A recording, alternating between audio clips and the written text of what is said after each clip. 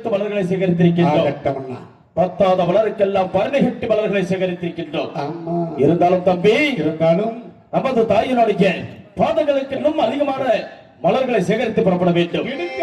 எப்படிப்பட்ட மலர்கள் என்றால் எப்படி என்ன?